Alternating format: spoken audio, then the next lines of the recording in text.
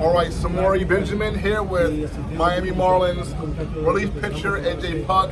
AJ, nice meeting you, man. Thank you for joining us. Now, AJ, I know you're from Iowa, right? So, what was it like just coming up in Iowa, and how did you get into baseball? Coming to Iowa, it's all I know. I love it there. And coming up, I was just my cousins played a lot of baseball, and they kind of got me into it. And I eventually tried out for a team when I was 9 years old, made a team, and it's been history since then. Now, there's no professional major league team in Iowa. I'm sure there's some minor league teams, but did you have a favorite team that you grew up rooting for? Yeah, so growing up, I was a big Cardinals fan. There were a lot of Cubs fans in the area, so I felt like I had to go the other way and become a Cardinals fan. Right, and so who were some of your favorite players growing up with the Cardinals? Pitching-wise, I really liked Chris Carpenter. He was fun to watch, and, out of the rules, for a hitter. It has a ton of guys like Tim Edmonds, Scott Roll, and I was lucky enough to watch really good teams. Yeah, and they won some World Series. What are some of your best memories of the Cardinals growing up?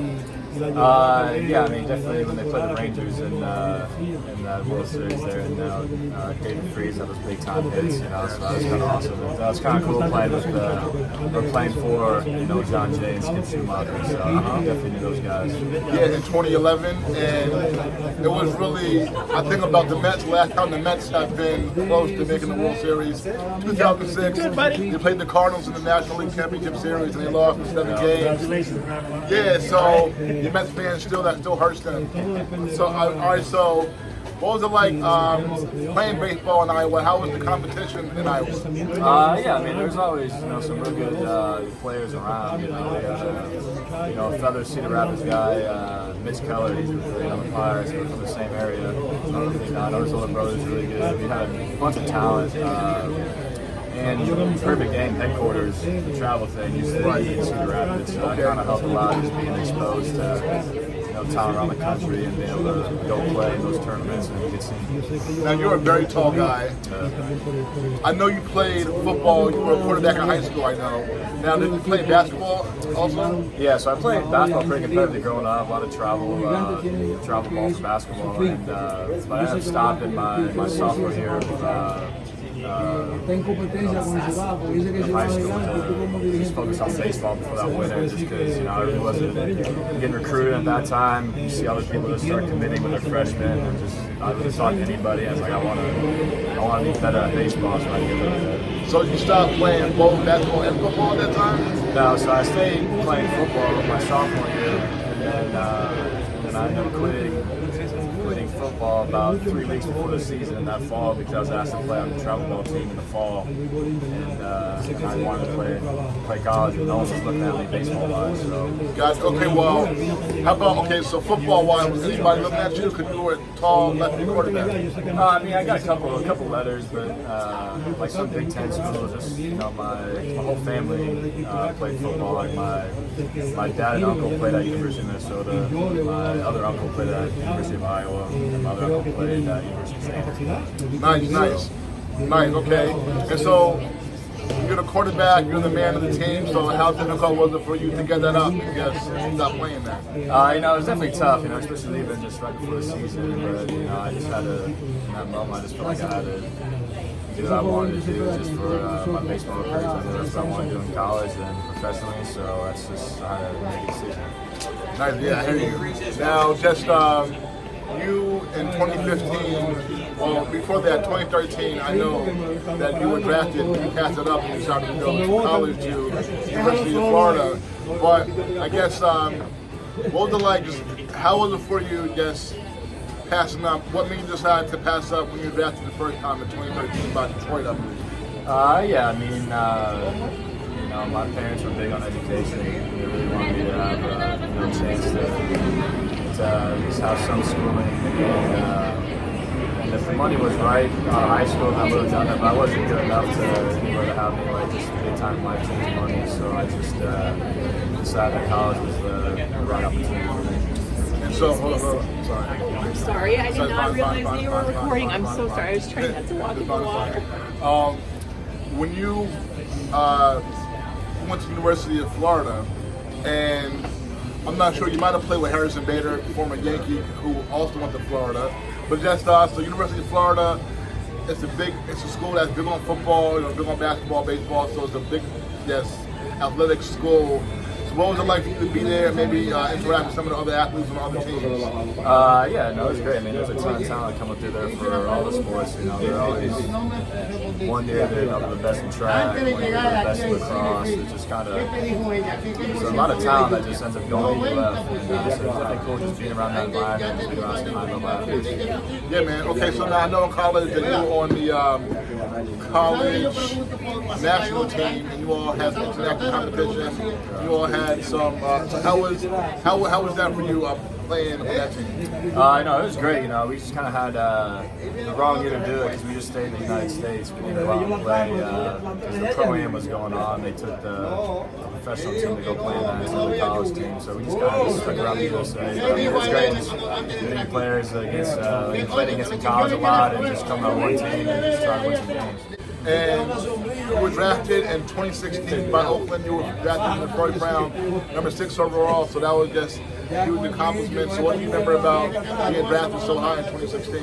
Yeah, no, it was a great memory. Just all my family was down there, and all my buddies on my team they got together, and we had like a big draft party because we had a lot of guys that was there to go on the draft. So it was a bunch of us, a big group of us. So it was just fun to be able to celebrate my family and friends.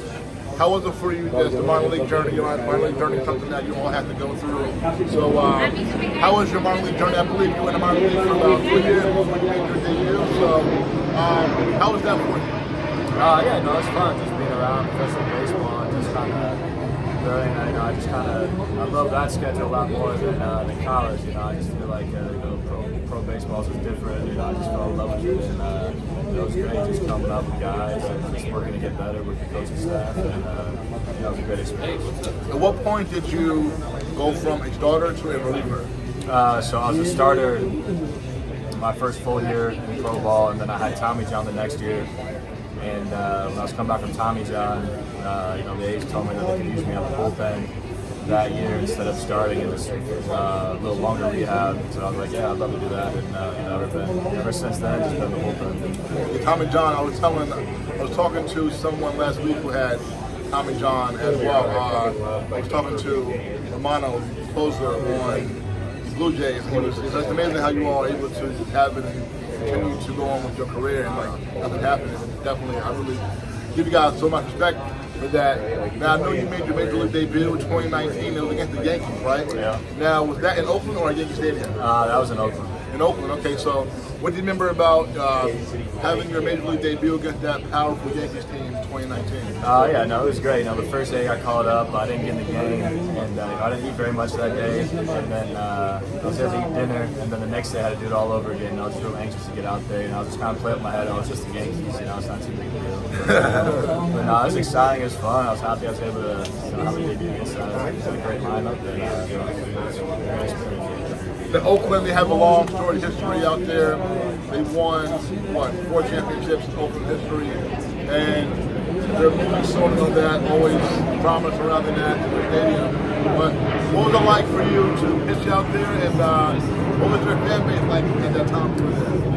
Yeah, I mean, it was great. I don't have anything to say about it. Just kind of get used to the stadium, but that's the only thing I knew in the big leagues at the time. So I mean, it was, I loved it, and the fan base is definitely one of a kind, and it's kind of sad seeing what's going down in Oakland now with them moving, but it is what it is, but no, I really enjoyed my time over there. Now, last all season, you were traded here to Miami Marlins. So, how was it for you first time in your career being traded? Yeah, it was definitely a surprise. I was traded just a couple days before spring training, I was just looking prepared to, be an A and just try to go win games with them. And I was traded over here, and it's definitely been a great situation with, highly competitive. We're fighting for a wild card spot. That's always fun, and it's been a great change of scenery for me, and it's just been a great experience. Yeah, this is actually the 30-year anniversary that the Marlins have been in existence, and they've only actually made the playoff twice when it was not the 2020 season. So besides 2020, they only made the playoffs 2 times.